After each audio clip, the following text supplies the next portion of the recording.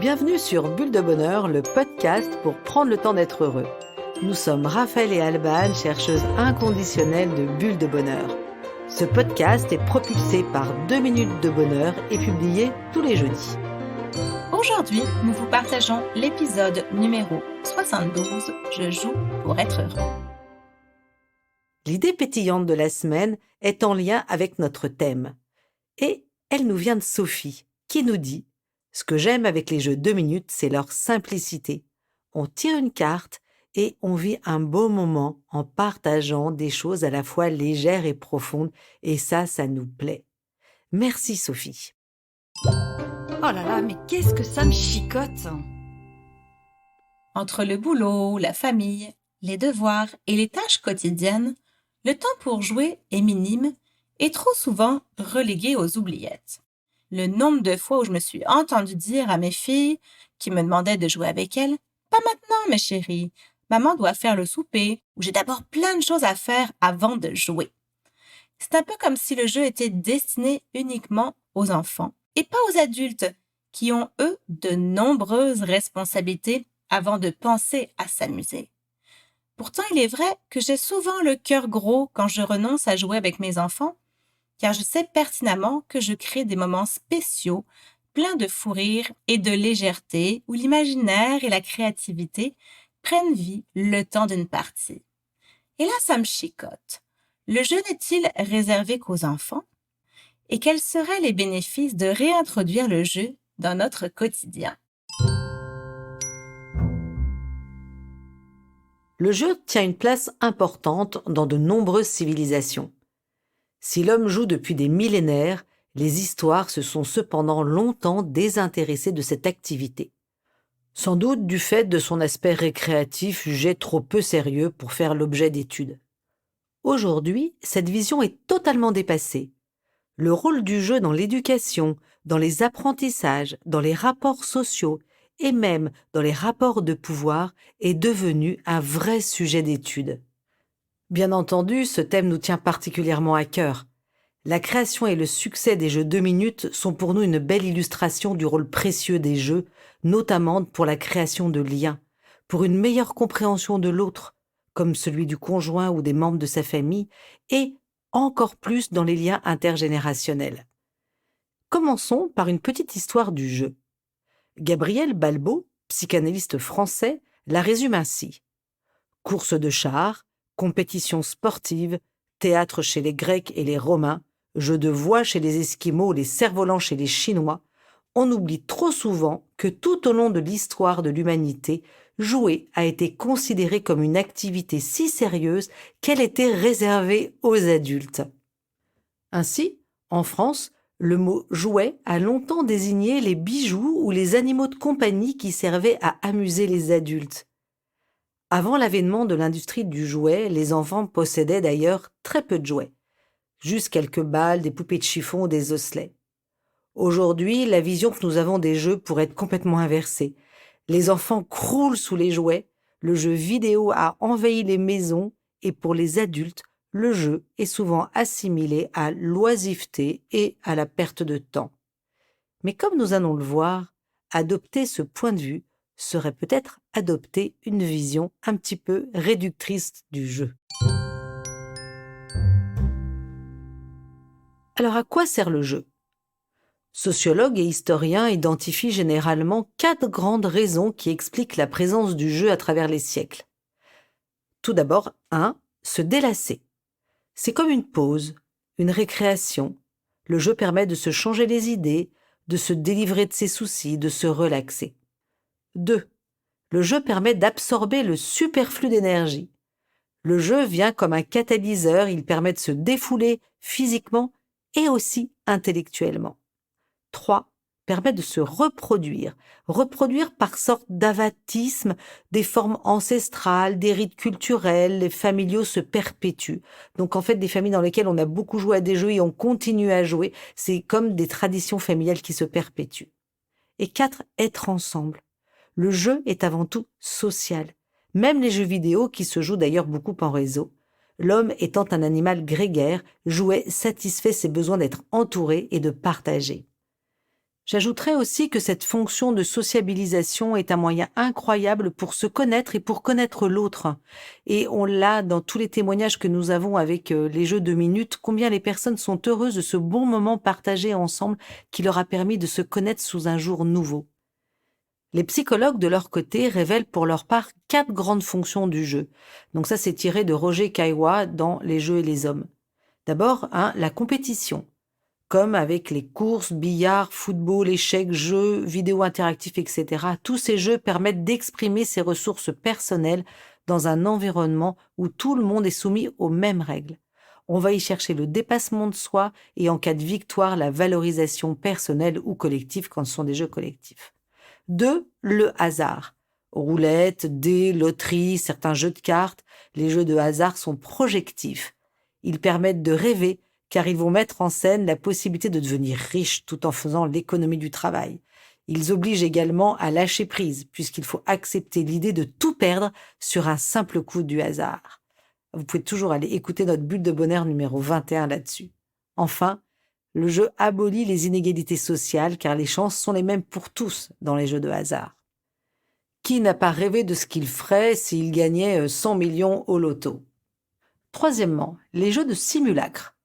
Carnaval, masques, déguisements, jeux de rôle, théâtre, jeux vidéo d'aventure.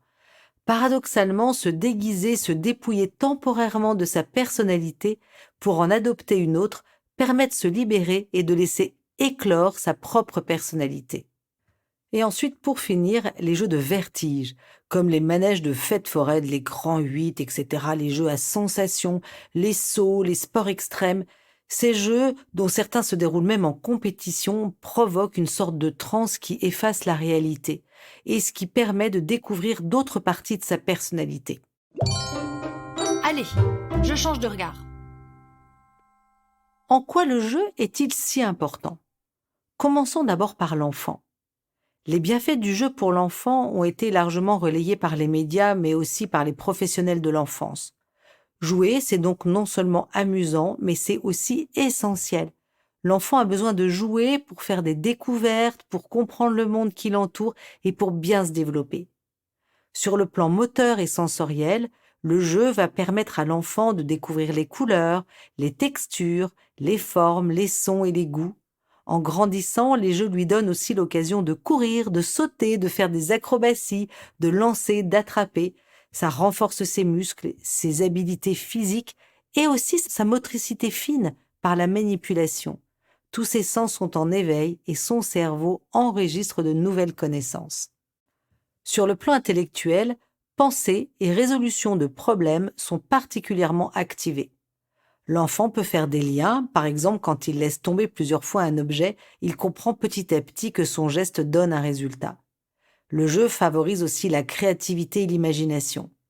Invention d'histoires, construction d'espace, rappelez-vous les Lego, les Duplo, les Capla ou alors toutes les mises en scène qui sont faites à partir de figurines comme avec les Playmobil ou autres, et tous ces jouets, tous les déguisements, sans compter toutes les possibilités que la nature peut offrir. Sur le plan social, le jeu permet d'apprendre à vivre avec les autres, à partager, à respecter des règles. C'est aussi apprendre à attendre son tour, ça c'est pas forcément facile, à faire des compromis et à négocier. C'est aussi apprendre à perdre, à se tromper. Et c'est aussi découvrir de nouveaux univers, de nouveaux mots, de nouveaux comportements. C'est encore développer ses capacités d'observer, de s'exprimer, d'expliquer. Bref, le jeu favorise le développement du langage de l'enfant et enrichit son univers social. Et chez l'adulte, me direz-vous? Comme nous l'évoquions au début de notre podcast, il semble que le jeu perde son aura au fur et à mesure que l'enfant se dirige vers sa vie d'adulte. Le jeu est petit à petit relégué derrière d'autres priorités comme les études, le sport, puis les petits boulots et enfin la vie professionnelle, où l'injonction « il faut travailler » semble effacer en grande partie l'importance de jouer. Le jeu devient alors marginalisé et même, comme nous l'avons déjà dit, connoté négativement, donc synonyme d'oisiveté. Les causes de cette vision du jeu sont multiples. et peuvent bien entendu varier d'une culture à l'autre, d'une famille à l'autre aussi. Dans nos sociétés capitalistes, de temps en temps, le jeu est considéré comme quelque chose d'inutile car il ne produit rien. L'importance du développement de l'enfant grâce au jeu peut faire penser que jouer a un côté régressif et que jouer est réservé décidément qu'aux enfants. Et pourtant, je pense que vous me voyez venir, les études sont toutefois unanimes. Le jeu comporte aussi de nombreux bienfaits pour l'adulte.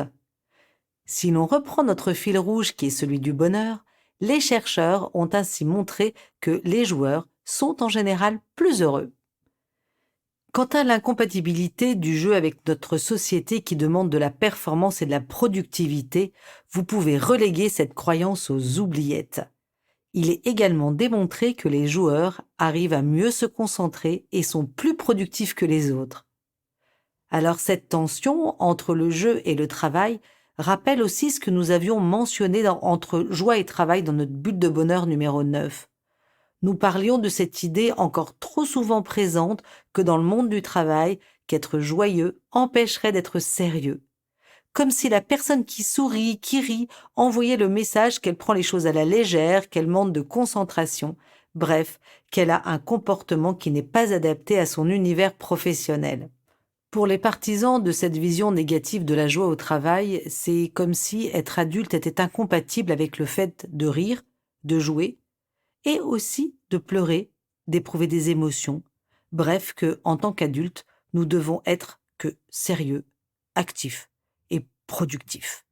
Heureusement, maintenant se développent des nouveaux métiers comme les Chief Happiness Officers, donc qui sont des espèces de responsables du bonheur en entreprise et qui sont là pour développer donc le bien-être en entreprise et du coup mettre en avant toutes ces initiatives qui permettent donc de mettre un peu de légèreté et de la joie au travail.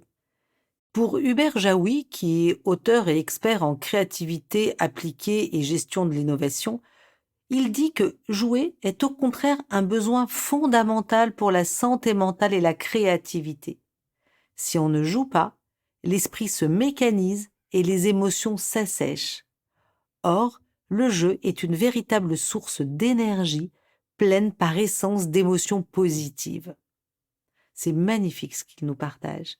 Il suffit d'ailleurs de regarder le développement et le succès des stages de comicothérapie, de clown-thérapie et de créativité, ou des formations incluant le jeu pour confirmer que le jeu peut être un atout dans la productivité et aussi pour faire du team building pour pouvoir fédérer des équipes. Si certaines vertus de jeu sont communes aux enfants et aux adultes, comme se sociabiliser, développer la créativité, des stratégies, apprendre à se cultiver, certaines s'appliquent plus spécifiquement aux adultes. D'après Léonore Terre, psychiatre à l'Université de Michigan, l'élément psychologique fondamental est que le jeu permet de s'oublier soi-même et que seul l'oubli de soi, associé au plaisir, qui on le sait est la voie royale de l'apprentissage, et ça permet de se dépasser et d'être créatif. Elle nous dit, voilà la grande différence entre les enfants et les grandes personnes. Les premiers jouent pour se découvrir et se structurer, les seconds s'oublient et se dépassent. Donc, individuel ou collectif, le jeu, par essence, échappe aux normes de la vie sociale ordinaire. Il permet une rupture avec le quotidien, un plongeon dans un autre univers. Dans notre monde souvent plus stressé et stressant et très normé, on comprend que cette évasion soit de plus en plus utile. Et je pense qu'avec la crise sanitaire que nous traversons aujourd'hui, le jeu a encore plus sa place. Et j'insisterai encore plus que je trouve important de noter que le jeu permet également de freiner le vieillissement. Plus on joue, plus on utilise nos fonctions cognitives et plus on les préserve. Le jeu donne un regain de vivacité, un nouveau souffle, une sorte de jeunesse. Et ça, je l'observe quand dans les résidences seniors, 2 minutes ensemble est utilisé, combien les yeux se mettent à pétiller, le fait d'aller rechercher des souvenirs, de partager des choses qu'on aime. Le jeu nous permet d'entretenir notre mémoire et jouer ne permet pas de vieillir moins, mais surtout de se sentir moins vieux. Et si je mettais plus de jeux dans ma vie? Alors comment faire? Premièrement, encourager le jeu chez l'enfant. Jouer est une activité naturelle pour un enfant. Il joue spontanément et les adultes, nous l'avons vu, sont bien informés sur l'importance du jeu dans la construction de l'enfant. Pourtant, il arrive malheureusement trop souvent que l'enfant manque de temps pour s'amuser parce que ses horaires sont très organisés et très chargés. Et que du coup, il n'a peu de place ou pas suffisamment de place pour jouer. À défaut d'avoir des moments où l'enfant n'a rien à faire, et pourtant, un enfant qui s'ennuie est un enfant qui se construit. Essayez de favoriser autant que possible le recours aux jeux dans le quotidien de votre enfant et surtout de varier les jeux que va faire l'enfant. Donnez-lui le plus souvent possible l'occasion de jouer et laissez-lui le temps de le faire sans l'interrompre. Peut-être que le bain ou le repas peuvent attendre 10 minutes. Mettez aussi à la disposition de l'enfant des jouets, des accessoires variés avec lesquels il peut s'amuser, en fonction de son âge. Tapis d'éveil, des cubes, des blocs, des ballons, des pâtes à modeler, des figurines, des déguisements, des jeux de construction, il y en a tellement. Le petit enfant n'a pas connaissance du marché du jouet, donc il peut aussi s'amuser avec une boîte en carton, une cuillère en bois, une bouteille remplie de graines, des nouilles de différentes formes. Il apprendra aussi avec des tableaux d'éveil très sophistiqués, souvent même un peu bruyants, et dont les bruits d'ailleurs nous insupportent assez rapidement. Proposez aussi à votre enfant différentes activités à différents endroits pour lui donner la chance de jouer de plusieurs façons. Jouer dans le sable, dans la neige, sous la pluie, jouer avec d'autres enfants, faire du bricolage, de la musique, danser, se déguiser. Faire aussi des activités à l'intérieur et aussi à l'extérieur. Quand ils jouent dehors, les enfants bougent plus, ils prennent des petits risques, ils relèvent des défis et ils gagnent de l'assurance. Laissez aussi votre enfant jouer librement, seul ou avec d'autres enfants. Lorsqu'il décide à quoi il veut jouer et comment il veut jouer, il développe sa créativité et sa capacité à résoudre des problèmes. En dehors des jeux qui imposent des règles précises, laissez votre enfant diriger le jeu quand vous jouez avec lui. Vous lui offrez une belle opportunité pour qu'il développe son autonomie et sa confiance en lui. Que vous soyez à la montagne ou à la plage, en forêt, en camping, à la maison, faites confiance à votre imagination pour trouver des occasions de jeu. C'est parfois avec les choses les plus simples que l'on obtient les meilleurs résultats. Un bout de bois, quelques cailloux, un coquillage, des objets détournés du quotidien. Le jeu peut aussi s'immiscer dans des activités quotidiennes. Pour ranger la chambre, on lance un concours, on le fait en musique. Pour faire les courses, celui qui trouve le plus rapidement les bananes, ou alors le bouton de la balance correspondant. Comptez aussi le nombre de yaourts qu'il faut pour une semaine. Dans le couple, c'est la possibilité aussi de mettre un peu de fantaisie. Vous pourrez réécouter notre bulle de bonheur numéro 16 et ça permet de pimenter de temps en temps nos relations sexuelles. En famille, au cours de l'apéro ou d'un repas, on peut lancer un quiz, faire une ronde de compliments ou tirer une carte de 2 minutes ensemble. Et vous ? Nous l'avons vu, jouer avec ses enfants, ses petits-enfants, mais aussi en couple ou seul, a de multiples bienfaits, mais encore faut-il le faire. Si certains ne voient pas l'intérêt de jouer, peut-être que ce podcast les fera changer d'avis. D'autres peuvent culpabiliser ou ne se sentent pas forcément à leur place. Cependant, l'argument le plus souvent invoqué pour ne pas jouer est le manque de temps. Nous vous proposons donc de réécouter un de nos tout premiers podcasts pour savoir comment trouver le temps. C'était notre bulle de bonheur numéro 2. Mais surtout, de vous mettre au défi de prendre ce temps. Oui, vous avez ce temps-là si vous souhaitez le prendre. Et il pourrait être intéressant à ce propos de gérer différemment quelques priorités. Là, vous pouvez réécouter la bulle de bonheur numéro 10. Il est certain que jouer demande du temps, mais entre une partie de 2 minutes avec nos jeux de cartes, une partie d'échecs de 1h30 ou encore un jeu en ligne de 3 heures, la gamme est large et adaptable à tous les emplois du temps. Il est vrai également que la fatigue, la flemme ou encore le manque de plaisir peuvent nous freiner ou nous laisser tenter par facilité à aller vers les écrans. Prendre son téléphone plutôt que de proposer un jeu à son partenaire, mettre nos enfants devant un écran pour avoir la paix plutôt que d'aller prendre le risque du bruit, de l'excitation, voire des disputes que peut générer le jeu. Pourtant, au-delà de ces petits désagréments qui peuvent être bien limités si les règles sont posées clairement avant, que de richesse pour nos relations. En tant qu'éducateur, par exemple, apprendre à ses enfants les règles d'un jeu et les voir ensuite jouer régulièrement, dépasser leurs limites et leurs croyances pour développer leur côté stratégique, faire face aux échecs, expérimenter la patience, la différence, n'est-ce pas une belle contribution pour les aider à se construire et à développer leurs compétences sociales? En jouant, nous contribuons aussi à renforcer les liens familiaux. Nous nous offrons une occasion de découvrir autrement nos partenaires de jeu, découverte de les facettes de leur personnalité, et enfin nous pouvons instaurer ou perpétuer des rituels. Donc l'importance des rituels, on en a parlé dans notre bulle de bonheur numéro 4. Et les jeux vidéo dans tout ça? Parlons-en. Les jeux vidéo sont aussi des jeux. Quand nous parlions d'évolution des jeux en introduction de notre podcast, le jeu vidéo est une belle illustration avec ce qu'il peut engendrer de questions et d'inquiétudes quand un nouveau comportement nous éloigne de nos repères et de nos croyances. C'est pas le lieu ici de lancer le débat sur ce sujet. Simplement, il est important de rappeler que de nombreuses études prouvent aujourd'hui que ces jeux ont aussi des avantages. Elles améliorent l'attention visuelle et la coordination spatiale. Ces jeux permettent de valoriser la plasticité cérébrale, c'est-à-dire notre capacité à inventer de nouvelles connexions et à s'adapter à tout un tas de facteurs, qu'elles soient liées à l'environnement ou à l'expérience. Cependant, et ça c'est évident, que tout ça a de l'intérêt si l'activité reste une activité parmi d'autres. C'est-à-dire, comme on parlait des jeux, c'est varié aussi, les jeux. C'est varié, pas faire seulement des jeux vidéo, mais être capable aussi de faire d'autres jeux, être capable de sortir, de voir des amis, car effectivement, l'addiction peut être là et est à la porte aussi des enfants. Ils ont de telles sources d'adrénaline en jouant qu'en fait, après ça, se mettre au travail devient difficile.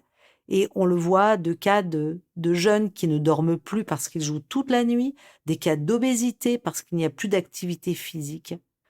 Comme nous venons de le dire, l'addiction, l'obésité, la banalisation de la violence sont des risques réels. Cependant, ils ne se produiront pas si nous savons observer la mesure, la juste proportion, bref, si nous gardons un équilibre.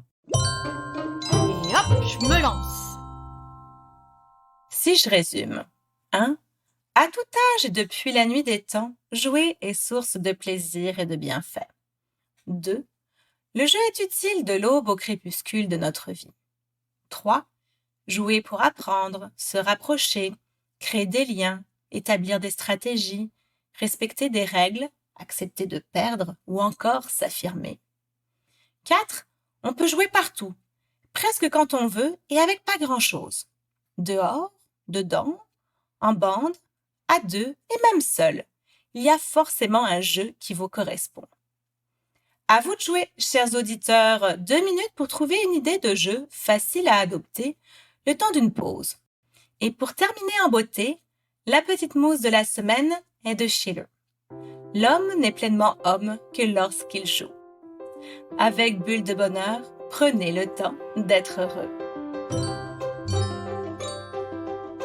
Merci pour votre écoute. Si vous avez aimé, dites-le nous avec 5 étoiles. Laissez vos commentaires et envoyez des bulles de bonheur à vos amis en partageant ce podcast. Inscrivez-vous à la newsletter en allant sur notre site jeuxdeminutes.com, GUX, 2 en chiffres, minutes avec un S, pour être notifié des prochains épisodes. Bulle de bonheur est propulsé par les jeux 2 minutes, 52 cartes pour prendre le temps d'être heureux.